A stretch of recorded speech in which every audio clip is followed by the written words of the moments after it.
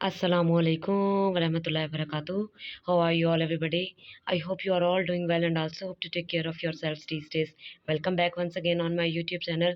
So, last video lecture, I will complete the exercise of unit number 6 named Namdev Mali. I hope you can understand all these things. Question, answer, MCQs, and grammar. If this have any issue, write into your comment. I will resolve your issue as soon as possible. So, one and a last thing, if you are new in my channel, kindly subscribe my channel, press the bell icon, and also share my video. So today I will explain the material of khulasa and the nasr pare iqtibas ki tashreeh. So without wastage of time, let's start with me. आज का हमारा chapter है नामदेव माली और उन्वान है खुलासा। जी, सबसे पहले जो मोस्ट इम्पोर्टेंट थिंग होती है वो है सबक का नाम। वो लाजमन आपने लिखना है नामदेव माली मुसन्नफ़ का नाम। वो मांगे या ना मांगे पेपर के स्टेटमेंट में आपने ये लाजमन ऐड करना है। उसके बाद है नामदेव माली एक बाग में माली का फ़िज़ा अदा करता था। मकबरे के बाहर की निगरानी मुसन्नफ़ के ज़िम्मे थी, यानी मौलवी अब्दुल हक के। वो बाग के पास एक मकाम में ऊपर वाले कमरे में रहता था। जब वो थक जाता तो खिड़की खोलकर बाग को देखने लगता। ठीक है, यहाँ से मुसन्नफ़ का जो ऑब्जर्वेशन है नामदेव माली पर स्टार्ट हुई। नेक्स्ट, और वहाँ पर नामदेव माली भी मौजूद होता था जो अपने काम में मगन रहता था। नामदेव माली अपना काम बहुत ईमानदारी और लगन से करता था। वो पौधों का बहुत ख्याल करता, पौधों और दरख्तों को अपनी बच्चों की तरह पालता था। एक दफ़ा इलाका में पानी की कमी हो गई, सबके बाग मुरझा गए, लेकिन नामदेव का बाग हरा भरा था। वो घड़ों में पानी भरकर लाता, दूर दूर से पौधों को डालता। उसे बाग में रहकर जड़ी बूटियों की शिनाख्त हो गई थी। दूर दूर से लोग उसके पास इलाज के लिए आते, यानी बच्चों के इलाज में काफ़ी माहिर हो गया था। नेक्स्ट, जब हज़रत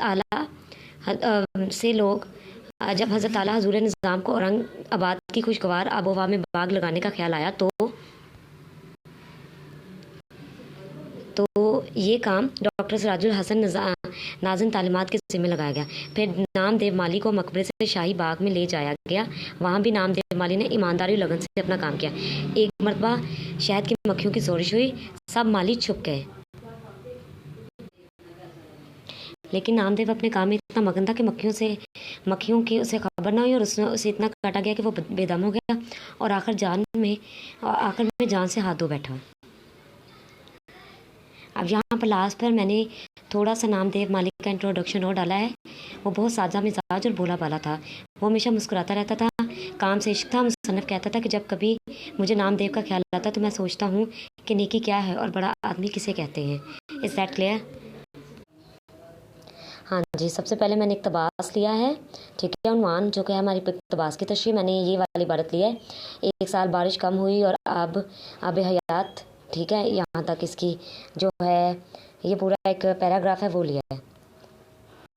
हाँ जी, तशरीह का सबसे पहले मैं आपको तरीका बताती हूँ एक नसर पारी की करने का। सबसे पहले हम हवाला मतन लिखेंगे, उसमें कंपल्सरी है सबक का नाम और मुसन्निफ़ का नाम। देन नेक्स्ट है हमारा तशरीह के मुश्किल अल्फाज के मायने। आफत होता है मुसीबत और साथ खता हो जाना, यानी होश उड़ जाना, किल्लत कमी। हाँ जी, इसमें हम मफहूम नहीं ऐड करेंगे, जस्ट तशरीह। मौलवी अब्दुल हक इंडिया के एक गांव हारपुर में पैदा हुए। इब्तदाई तालीम घर से हासिल की और उसके बाद आला जो तालीम है अलीगढ़ से हासिल की। ठीक है, उसके बाद अलीगढ़ से तालीम हासिल की। फिर आपने अपनी पूरी ज़िंदगी खिदमत व खल्क में गुजार दी और लास्ट में मौलवी अब्दुल हक ने अनगिनत तसानीफ लिखी हैं। इस सबक में आप रहमतुल्लाह फरमा रहे हैं कि हम नामदेव माली का बाग जिस जगह फरतावा हवा एक साल बारिश जो थी वो बहुत कम हुई। बारिश जो है वो कम हुई, तमाम कुओं में पानी बराए नाम रह गया था। बारिश ना होने की वजह से तमाम बाग और चमन सूख गए थे। तमाम पेड़ और पौधे जो थे ना पानी ना मिलने की वजह से सूखे, लेकिन एक बाग ऐसा था जो बिल्कुल चमक रहा था। वहाँ के पेड़ और पौधे सूखे हुए नहीं थे। वो बाग नामदेव माली का था।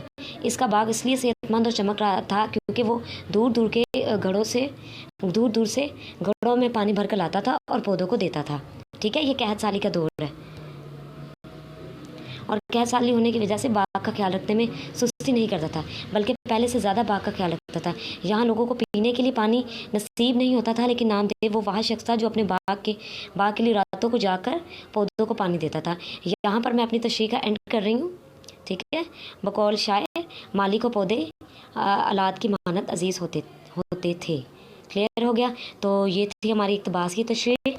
जैसा कि मैंने आपको खुलासा और इक़्तिबास की तशरीह एक्सप्लेन किया, मवाद मैंने आपको डाल दिया है, इसके अंदर इंक्लूड कर दिया है।